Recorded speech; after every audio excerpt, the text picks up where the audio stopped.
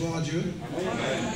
Voilà, il y a quelques mois, j'étais dans le monde et j'en avais marre du monde.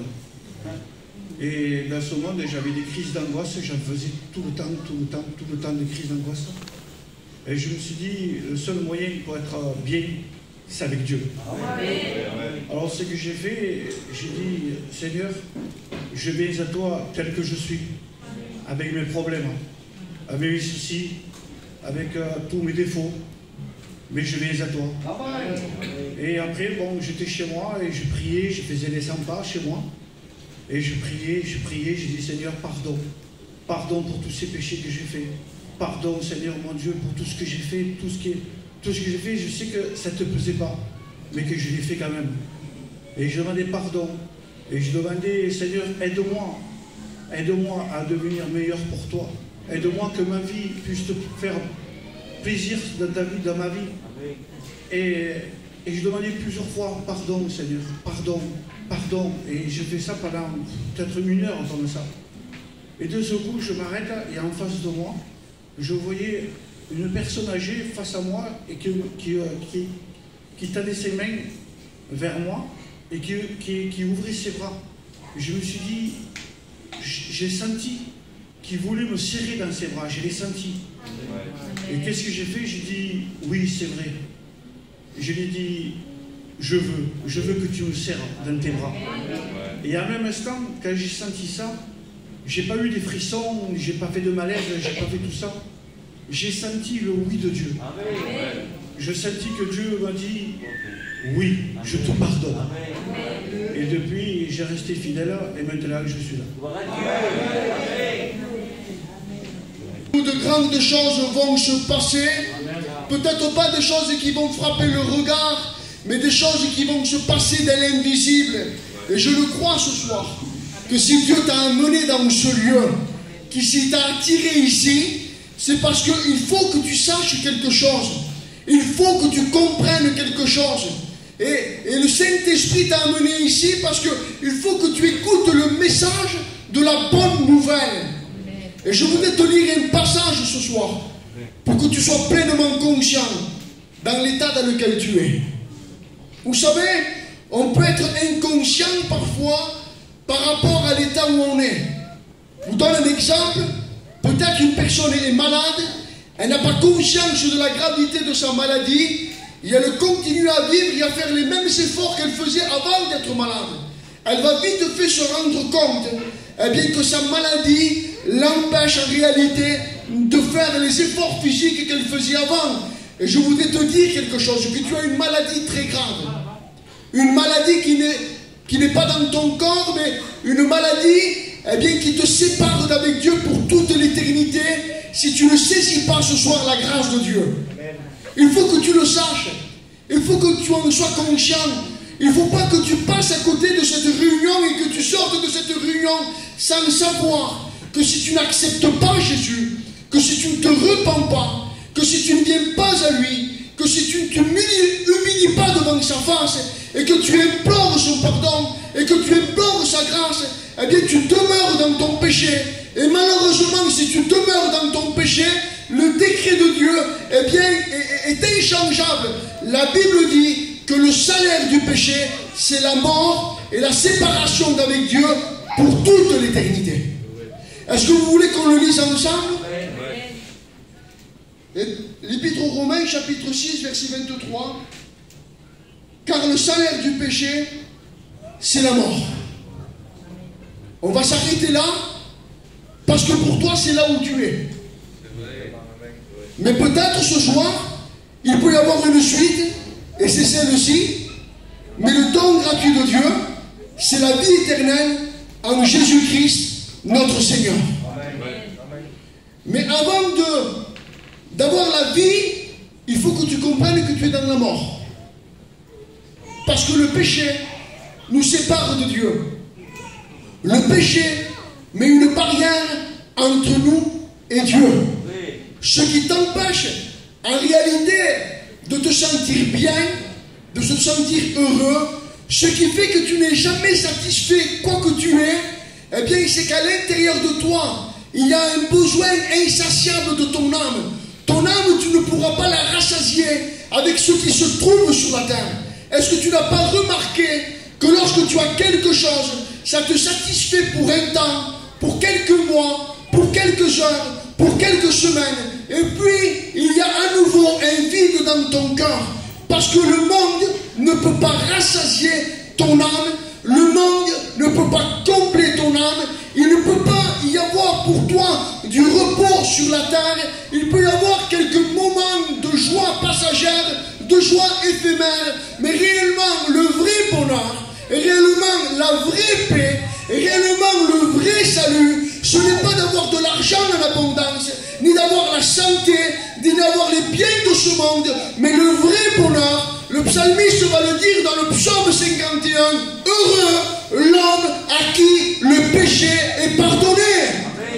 Et si tu sens dans ta vie comme une épée de Damoclès qui est constamment sur ta tête, et comment ça se fait ressentir dans ta vie, c'est que tu n'es jamais satisfait. Tu es toujours rongé à l'intérieur de toi, il y a toujours quelque chose qui fait que tu as toujours besoin d'autre chose. Tu es ici, tu voudrais être ailleurs. Tu es ailleurs, tu voudrais être ailleurs. Tu manges de la viande, tu voudrais manger du poisson. Tu manges du poisson, tu voudrais manger des légumes. Tu bois de l'eau, tu voudrais du coca. Tu bois du coca, tu voudrais du vin. Tu n'es jamais satisfait de ce que tu as. Ça ne te rassasie pas. Parce que je voudrais te dire, mon ami, que le péché te rend malheureux, que le péché te courbe et que le péché te sépare d'avec Dieu et que tu ne pourras jamais sur cette terre éprouver le véritable bonheur. Il faut que tu le comprennes et que tu le saisisses. Tu peux être en pleine forme physique et même peut-être si tu es arrivé à l'hôpital et dire je ne sais pas ce qui se passe, je ne suis pas bien. Le docteur te passe un examen, il examine ton cœur, ta tension, ton pouls, ton poids, ta taille. Tout est impeccable, monsieur. Pourquoi lorsque je suis malheureux, monsieur? Pourquoi lorsque quand il arrive le soir, monsieur, je sens comme quelque chose qui m'oppresse et qui m'étouffe et qui m'empêche de trouver le sommeil? Monsieur, on va vous donner des cachets, monsieur. Les cachets, c'est un temps, un moment. Et puis, la dose augmente, mais le peu de temps que tu restes réveillé, eh bien, l'angoisse est toujours là. Tu ressens toujours les mêmes effets de mécontentement. Tu es ronchon. Vous avez vu comme il y en a qui changent d'humeur en 2 minutes? Ils sont bien, ils rigolent avec leur compagne, tout à coup, ils se disputent avec elle. Qu'est-ce qui s'est passé? Il s'est passé qu'à l'intérieur de toi, il y a quelque chose qui te domine. Et c'est le péché. Le péché joue avec toi comme une marionnette. Il te fait changer d'humeur. Il te fait un jour aimer quelqu'un et le lendemain le haïr. Et tu es même incapable de dire pourquoi. Pourquoi hier j'aimais cette personne et aujourd'hui je ne l'aime pas? C'est parce que, eh bien, il y a en toi de l'inconstance. Tu es inconstant, tu es variant, tu es changeant. Pourquoi? Parce que le péché joue à l'intérieur de toi, il agit à l'intérieur de toi. Je voudrais te dire, mon ami, que tu ne trouveras jamais le bonheur sur cette terre. Si je pourrais avoir un pouvoir magique, vous savez, comme le génie dans la lampe d'Aladin, il frotte là, un génie sort, il dit 3 vœux. Qu'est-ce que tu veux? Être toujours en bonne santé, avoir de l'argent et avoir du succès. Et si je pouvais, abracadabra, je le ferais. Je te promets que tu ne serais pas heureux. Qu'est-ce que Michel te permet de dire ça? Des témoignages vivants. Des artistes ont eu tout ce que le monde nous propose, ils l'ont eu.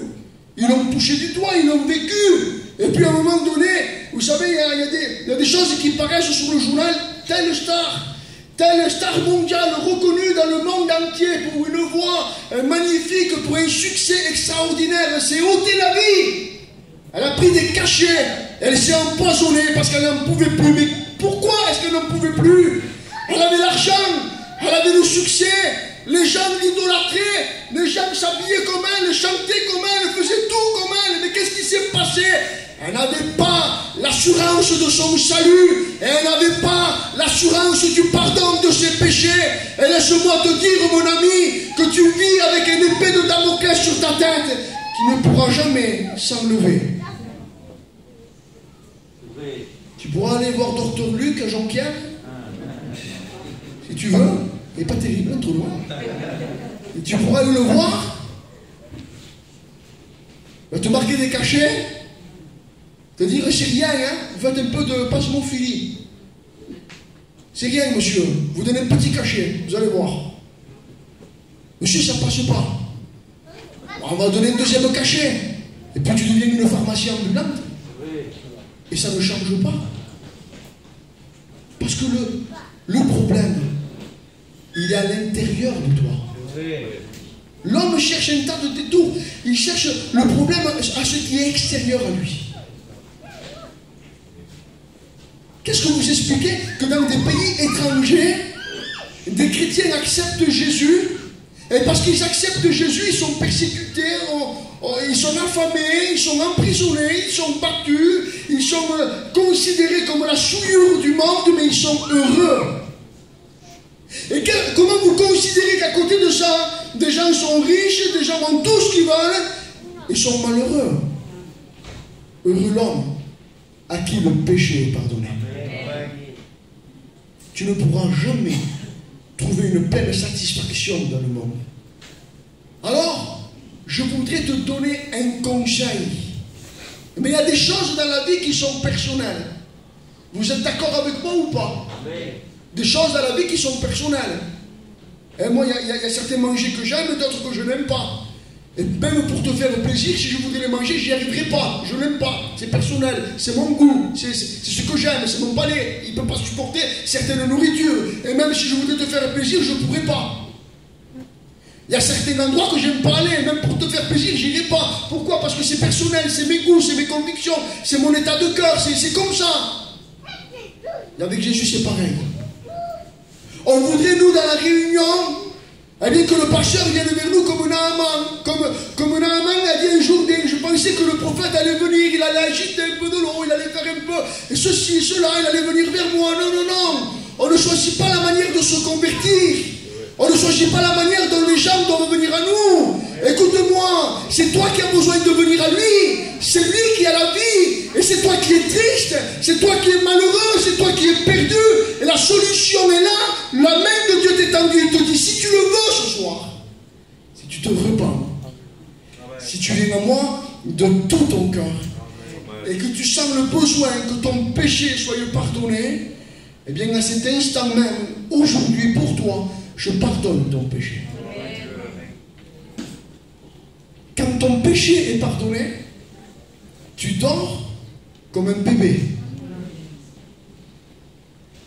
D'ailleurs, vous trouverez bizarre qu'on se convertit de plus en plus jeune. À 35 ans, à 10 heures, on dort.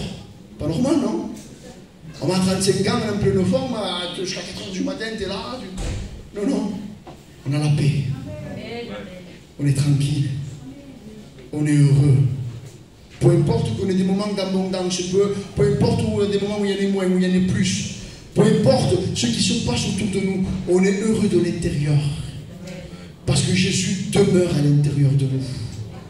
Et je voudrais te dire ce soir que non seulement le Seigneur voudrait pardonner ton péché, mais il voudrait changer ton cœur. Parce que vous savez, on peut venir à la réunion et on vient à la réunion, vous savez, et parfois on peut venir à la réunion par motif de conscience. Vous êtes d'accord avec moi? Pas ici, hein? Mais moi j'ai vu des gens, j'ai connu des personnes. Bon, on va le dire, on va le filmer, c'est pas grave. On vient à la réunion, dans la semaine, ils se sont un peu disputés avec la compagne. Ils ont sorti de trop, ils ont gaspillé de l'argent de trop, ils ont fait la soirée de trop et ça va pas. Alors vous savez ce qu'ils font pour calmer un peu l'atmosphère du foyer? Pendant une semaine, 15 jours, ils viennent à la réunion, la femme se calme. Et puis quand la femme est bien calmée, hop, ils retournent dans le monde. On peut venir à la réunion pour calmer sa conscience. On peut venir à la réunion pour un intérêt. Mais je voudrais te dire ce soir qu'il ne faut pas venir à la réunion pour demander quelque chose de lui. C'est lui qui a quelque chose à te dire. Il veut te dire en tant que ton Créateur, en tant que celui qui t'aime et celui qui veut te sauver, que si tu demeures dans l'état dans lequel tu es perdu pour toute l'éternité. Mais il veut surtout te dire qu'il veut te pardonner gratuitement. Et qu'il veut changer ton cœur gratuitement. Si tu le veux ce soir. Alors, vous savez, la réunion, on peut la prendre de différentes manières. On vient ici, on écoute un message et on donne l'approbation au message. On rentre chez nous et rien n'a changé. Ce soir, il faut que tu prennes une décision. Une décision parce que le lendemain ne t'appartient pas. Tu ne sais pas ce qui peut se passer à la minute d'après. Tu ne sais pas ce qui peut se passer après, même pendant la réunion. J'ai assisté à un culte, moi, un jour à l'Est, je ne sais pas si ma compagne ça rappelle. Je n'étais même pas encore monté aux études. J'étais appelé à servir Dieu. Et puis dans un culte, le pasteur prêchait, c'était Silipon, il me semble, il prêchait. Et puis une soeur, à côté d'un coup, tout à coup, boum, malaise. Seigneur, tout le monde affolé. C'était la sœur Lola, pour ceux qui la connaissent. Lola. Personne ne le répondait plus. Il fallait insister pendant 5 ou 10 minutes pour que la sœur revienne à elle. Et on a compris à cet instant-là que ce qui fait notre sécurité, ce n'est même pas le lieu. Ce n'est pas parce que le dimanche on vient assister à une réunion, on est appelé à quitter cette terre, que ce soit dans une réunion, que ce soit dans un endroit ailleurs, on est appelé à quitter cette terre. Mais le plus important, c'est qu'est-ce que tu as fait pendant les jours que Dieu t'a prêté. Il y a un temps pour naître, l'Ecclésiaste nous dit, il y a un temps pour mourir. Et entre le temps que tu nais et le temps que tu meurs, Dieu ne cesse de se révéler à toi, ne cesse de te parler, ne cesse de te dire que tu es dans une mauvaise posture et que tu as besoin de te repentir. Pourquoi Dieu veut tant que tu te repentes? Quel intérêt Dieu a à ce que tu te repentes? Aucun. Si ce n'est l'amour. Si ce n'est que Dieu t'aime. Alors ce soir, pas aller plus loin. On va incliner nos têtes. Je n'aime pas être très long dans les évangélisations, mais peut-être qu'au milieu de nous, il y a des personnes qui ont besoin d'arrêter d'assister aux réunions sans jamais prendre de décision. Ce soir, il faut que tu comprennes eh bien, que Dieu t'appelle à te repentir, t'appelle à revenir à lui. Il t'appelle parce qu'il t'aime, parce qu'il a des projets de bonheur pour toi. Le diable veut te détruire. Le diable veut t'amener dans un sang issu. Il veut t'amener à une logique, lui. Il veut t'amener à un tel état de dépression, eh bien, qu'il n'y a plus qu'une seule solution pour toi, le suicide. Et si ce soir, alléluia, peut-être l'ennemi te met comme dans une dépression où tu sens que réellement, eh bien, ça ne va plus. Et tu n'arrives plus à t'en sortir. Tu dors mal le soir. Dans la journée, tu es angoissé. Tu n'arrives plus à supporter ton compagnon, tes enfants, ta famille. Et si on te posait la question, pourquoi est-ce que ça ne va pas? Toi-même, tu ne saurais pas répondre pourquoi. Eh bien, laisse-moi te dire qu'il est grand temps pour toi de répondre à l'appel de Dieu. Il est là ce soir et il te dit, le problème qu'il y a dans ta vie a un nom, et ce nom c'est le péché. Et ce péché te sépare avec moi, il t'empêche de profiter de cette paix que je veux t'offrir. Mais si ce soir tu le veux, je t'invite à venir vers moi avec un cœur repentant, et à l'instant même, je change ton cœur et je transforme ta vie. Parce que Dieu ne fait pas à moitié.